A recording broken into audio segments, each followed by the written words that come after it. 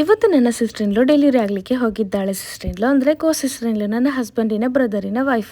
ಅವಳಿಗೆ delivery date ಹೇಳಿ complete ಆಗ್ತಾ ಬಂತು. ಇನ್ನೂ ಕೂಡ ಪೇನು ಬರಲೇ ಇಲ್ಲ. ಪೇನು ಬರಲಿಲ್ಲ ಅಂದರೆ ಡೆಲಿವರಿ ಡೇಟಿನ 2 ಡೇಸ್ ಬಿಫೋರ್ ಬಂದು ಅಡ್ಮಿಟ್ ಆಗಲಿಕ್ಕೆ ಹೇಳಿದರು. ಹಾಗೆ ಅವಳು ಇವತ್ತು ಈವ್ನಿಂಗ್ 6 o'clock ಆಗ ಹಾಸ್ಪಿಟಲಿಗೆ ಹೋಗಿ ಅಡ್ಮಿಟ್ ಆಗಿದ್ದಾಳೆ. ನನ್ನ ಹಸ್ಬೆಂಡ್ ಬರಲಿಕ್ಕೆ ವೆಯ್ಟ್ ಮಾಡ್ಕೊಂಡಿದ್ದೆ. ಹಾಗೆ ಹಸ್ಬೆಂಡ್ ಬಂದ ಮೇಲೆ ಇವಾಗ 9 ಗಂಟೆ ಆಗ್ತಾ ಬಂತು. ನಾವು ಇವಾಗ ಹಾಸ್ಪಿಟಲಿಗೆ ಹೋಗ್ತಾ ಇದ್ದೀವಿ. ಏನಾಯಿತು ಹೆಂಗೆ ಅಂತ ನೋಡಲಿಕ್ಕೆ. ಅವಳು ಆಸ್ಟ್ರೋ ಹಾಸ್ಪಿಟಲಲ್ಲಿ ಅಡ್ಮಿಟ್ ಆಗಿದ್ದಾಳೆ. ಹಾಗೆ ನಾವು ಹಾಸ್ಪಿಟಲಿಗೆ ತಲುಪಿದ್ವಿ.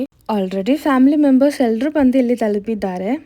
ಅವಳಿಗೆ ಡೆಲಿವರಿ ಇವತ್ತು ಕನ್ಫರ್ಮ್ ಆಗಿ ಹೇಳಲಿಲ್ಲ, ಯಾಕಂದರೆ ಅವಳಿಗೆ ಪೇಯ್ನ್ ಇನ್ನೂ ಕೂಡ ಬರಲಿಲ್ಲ.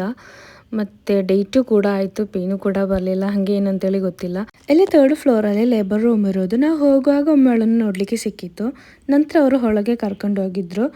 ಮತ್ತು ಹೇಳಿದರು, ನಾವು ಟ್ಯೂಬ್ ಹಾಕಿದ್ವಿ, ಪೇನ್ ಬರ್ತದಾ ಇಲ್ವಾ ಅಂತೇಳಿ ನಾಳೆ ನೋಡುವ, ಇಲ್ಲಾಂದರೆ ಏನು ಮಾಡುವ ಅಂತೇಳಿ ನಾಳೆ ಹೇಳು ಅಂತೇಳಿ ಹೇಳಿದರು. ಹಾಗೆ ಅವಳನ್ನು ನೋಡಿಕೊಂಡು ನಾವು ಹಿಂತಿರುಗಿ ಬಂದ್ವಿ. ಬರುವಾಗ ಲೈಕ್ 12:30 1 ಗಂಟೆ ಆಗ್ತಾ ಬಂದಿತ್ತು. ನಾವು ಮನೆಯಿಂದ ಬರುವಾಗ ಡಿನ್ನರ್ ಏನೂ ಮಾಡ್ಕೊಂಡಿರಲಿಲ್ಲ. ಒಳ್ಳೆ ಹಸಿವಾಗ್ತಾ ಇತ್ತು. ಎಲ್ಲಿಯಾದರೂ ಫುಡ್ ಸ್ಪಾಟ್ ಉಂಟಾ ಅಂತೇಳಿ ನೋಡ್ತಾ ಹೋದ್ವಿ.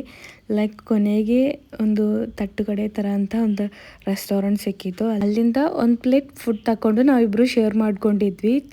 ಹಾಗೆ ಫುಡ್ಡೆಲ್ಲ ಮಾಡಿಕೊಂಡು ನಾವು ಹಿಂತಿರುಗಿ ಮನೆಗೆ ಬಂದ್ವಿ. ಬರುವಾಗ ಒಳ್ಳೆ ಮಳೆ ಬರ್ತಾ ಇತ್ತು. ಲೇಟ್ ನೈಟು ಒಳ್ಳೆ ಮಳೆ ಬರುವಂತಹ ಕ್ಲೈಮೇಟು. ತುಂಬ ಖುಷಿಯಾಯಿತು.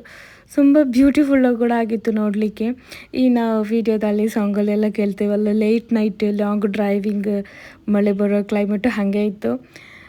ಅದೆಲ್ಲ ಆದಮೇಲೆ ನಾವು ಮನೆಗೆ ತಲುಪಿದ್ವಿ. ಮತ್ತು ನಾಳೆ ಇನ್ನೇನಾಗ್ತದೆ, ಹೇಗೆ ಡೆಲಿವರಿ ವಿಷಯ ಎಲ್ಲ ನಾಳೆ ವೀಡಿಯೋದಲ್ಲಿ ಹಾಕ್ತೀನಿ. ಇವತ್ತು ಎಲ್ರಿಗೂ ಗುಡ್ ನೈಟ್.